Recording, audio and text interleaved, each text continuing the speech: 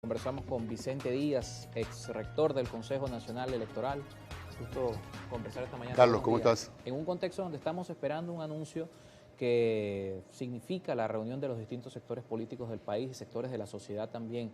Un acuerdo que en la Asamblea Nacional se discutió durante más de una semana. Estuvo estas discusiones entre todos los sectores para llegar a un cronograma electoral y que, bueno, de manera extraoficial, ya lo tenemos acá más o menos cómo ha circulado un poco ese acuerdo, que contemplen en buena parte el tema de los principios generales que debe regir esta elección y el tema del cronograma electoral y otros puntos que queremos abordar con Vicente Díaz, que tiene una amplia experiencia en el tema electoral. Comencemos con el tema del cronograma, porque propuestas van desde abril hasta diciembre. El movimiento del Benjamín Rauseo, el partido del Conde, habló del 8 de diciembre, así como otros voceros también dicen que debe ser la fecha que tradicionalmente las elecciones han sido en diciembre, pero en la práctica hay por supuesto expectativa del cumplimiento de los acuerdos de Barbados, de todo lo que tiene que ver con los lapsos técnicos necesarios para el desarrollo de una elección. Esas propuestas, abril, junio, julio, ¿es viable hacer una elección en esos tiempos? Bueno, mira, Carlos, la primera cosa que hay que decir con esto es que no, es una propuesta de cronograma,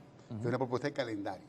Son fechas que le están proponiendo y le propondrán al Consejo Nacional Electoral, que es el único ente que puede fijar un cronograma que tiene valor y fuerza de ley. Que lo aclara además el documento, Sí. le ratifica esa potestad. Porque es que él es el que tiene la competencia constitucional para convocar elecciones y en el proceso de convocatoria, según la ley, se incluye el cronograma electoral, donde están todos los derechos políticos y cuándo se ejercen y todos los lapsos logísticos y administrativos. Entonces, eso no es un cronograma, es un calendario, primera cosa. Segunda cosa, somos el único país del mundo, de buena parte de los países del mundo que van a elecciones ahora en el 2024. Más de 70. Ajá. Creo que son 75 países exactamente que van a elecciones ahora en el 2024. El único que no sabe cuándo son las elecciones. El único que los contendientes, o mejor dicho, una parte de los contendientes no sabe cuándo son las elecciones. Eso genera de por sí una situación de inequidad electoral.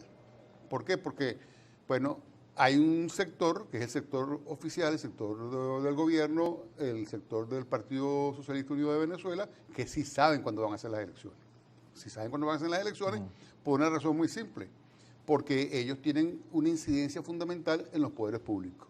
Tribunal Supremo de Justicia, Consejo Nacional Electoral, controlan la Asamblea Nacional y el Poder Ciudadano. Bueno, aunque también hicieron sus propuestas de ese calendario. No. Todo el mundo hizo una propuesta, o todos los que participaron en ese proceso hicieron una propuesta.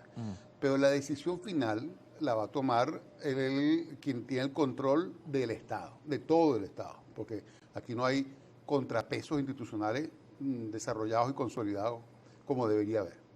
Entonces, en ese marco, entonces uno de los contendientes, que es el partido oficialista, sabe cuándo van a ser las elecciones.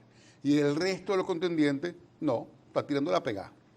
Y eso es un problema serio, porque es que la fecha electoral te permite a ti o ejercitarte tu músculo político y electoral convenientemente, o no haberlo ejercitado con suficiente tiempo para estar preparado, o haberte sobrecalentado, ¿no? Es como un boxeador que va a subir al ring a boxear con otro. Y no sabe cuándo es la pelea. pelea. No sabe cuándo es la pelea, y el otro sí la sabe. Entonces se prepara para el momento justo de la pelea. Y el otro empieza a decir, bueno, a lo mejor la convocan temprano, la pelea, y yo tengo que estar preparado desde ahorita.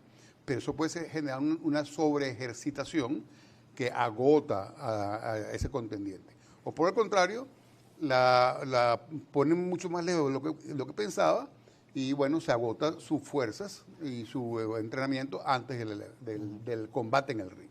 O lo inhabilitan antes de la pelea, porque eso también es una posibilidad que algunos se barajean, ¿no? Pues, o lo inhabilitan antes de la pelea porque justamente el control administrativo que tiene, el control operativo que tiene el gobierno nacional sobre las instituciones, le permiten hacer un conjunto de cosas, ¿no? Pero asumamos que no va a haber nuevas inhabilitaciones, asumamos eso por un momento. Lo cierto es que ya ese hecho de no saber la fecha, yo creo que es una situación de desventaja.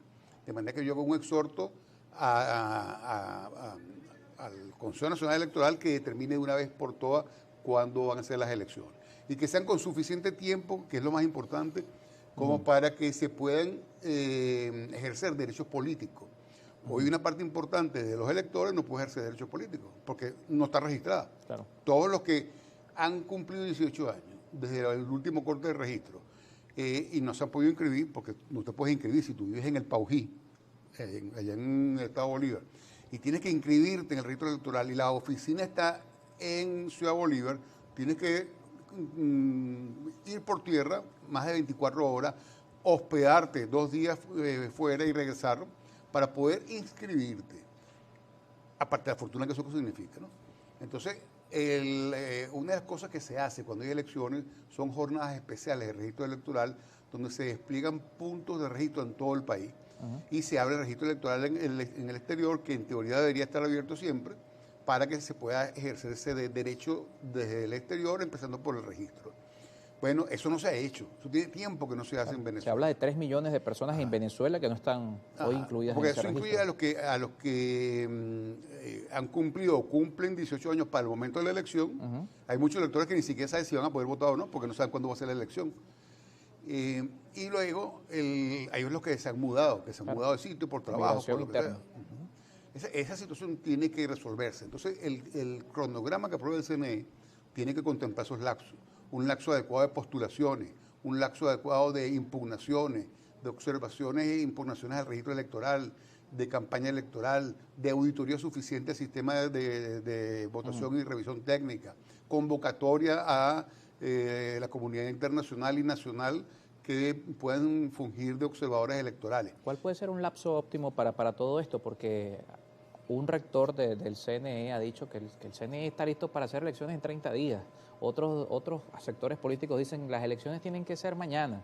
Y hay otros un poco más conservadores que hablan de por lo menos un lapso de 6 meses. ¿Cómo lo ve Vicente Díaz? Bueno, es que desde el punto de vista técnico y logístico, el Consejo Nacional Electoral está preparado para hacer una elección muy rápidamente, desde el punto de vista técnico. Ahora, es decir, sí puede ser en 30 días, como dijo... No en 30 días porque hay unos lapsos legales que son los únicos que están establecidos en la ley que requieren un poco más de tiempo. Pero sí lo pueden hacer muy rápido. La elección cuando murió el presidente Chávez fue en 45 días. De manera que hay la capacidad logística.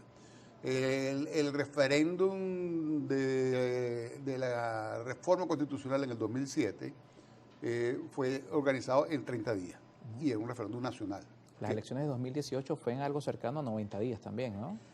Por eso lo que te digo con esto es que el Consejo Nacional Electoral tiene capacidad técnica y logística para hacerlo muy rápido.